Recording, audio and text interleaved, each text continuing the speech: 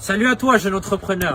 C'est qui ce JP là derrière ce buzz? Et qu'est-ce qu'il vend? Est-ce que c'est légal? Est-ce que c'est une opportunité? Est-ce que c'est une arnaque? Parce que la question, elle n'a pas vraiment été répondue. On a vu cette vidéo partout. Elle a même été reprise en mème et en parodie partout sur la toile.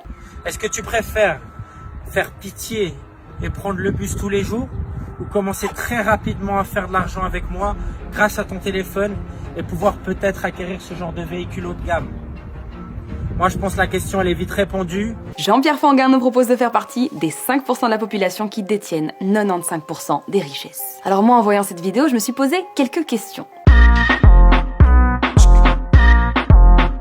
Petit costard sur mesure, petite coupe de champagne et voiture haut de gamme de luxe, JP veut nous montrer qu'il a de l'argent.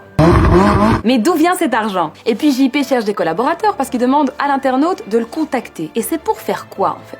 Un journaliste du Parisien s'est posé les mêmes questions que moi et donc il a fait mine de vouloir pénétrer le milieu en contactant ce fameux Jean-Pierre Fanguin. Résultat, on en sait plus sur ce fameux JP et il serait ambassadeur de Melius. C'est une entreprise qui est basée à Dubaï et qui se dit spécialisée dans la formation au trading et dans la crypto-monnaie. Et donc ce JP, qu'est-ce qu'il fait? En fait, il oriente les gens vers des recruteurs. D'après ce journaliste du Parisien, les recruteurs incitent leurs proies à acheter des packs de formation trading. Ensuite, la personne recrutée, elle a deux choix, soit elle trade, soit elle attire de nouvelles recrues, comme notre cher JP donc. Le recruté devient alors le recruteur et il touchera une commission à chaque nouvel abonné qui l'orientera vers la société. Par contre, qu'on se le dise, il y a très peu de monde qui touche vraiment de l'argent. La grande majorité ne récupérera même jamais l'argent investi. Le commerce pyramidal, le MLM, multi-level marketing, le marketing à paliers multiples, le marketing de réseau, la vente multiniveau, le marketing relationnel, il y a beaucoup de mots, faut pas s'en mêler les pinceaux. Et d'ailleurs, c'est pas tout à fait la même chose. Il y a une distinction qui est très importante à faire, c'est celle entre le MLM et le système pyramidal.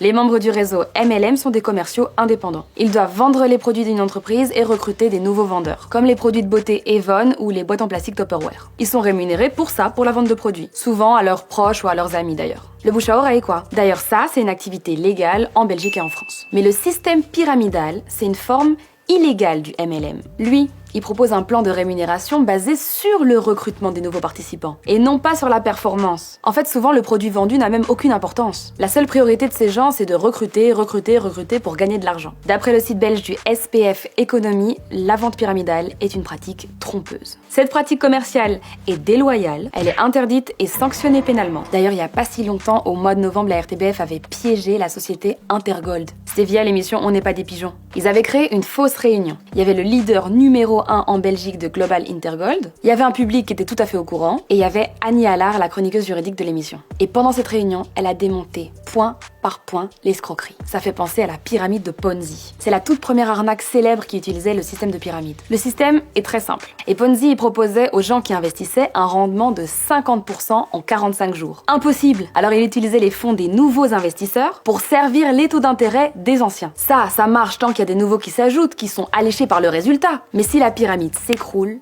tout explose. Et tous les derniers investisseurs perdent la totalité de ce qu'ils ont investi. C'est ce système qu'a utilisé Bernard Madoff. Le scandale du fonds Madoff, on en a beaucoup parlé en 2008. Beaucoup de gens ont perdu de l'argent. En tout cas, les gars, la question, elle est vite répondue. Quand on vous promet autant de gains, souvent, il y a une petite arnaque quelque part. Faites attention à vous et à votre argent. Est-ce que toi ou un proche à toi avait déjà été victime d'un système pyramidal de ce genre? Dites-le moi en commentaire. Je vous fais des gros Bisous. Et à demain, ou pas. Oh, t'aurais pas oublié quelque chose? Un like, un commentaire, partage même. Et puis, si t'as un coup de gueule, tu me le mets en commentaire.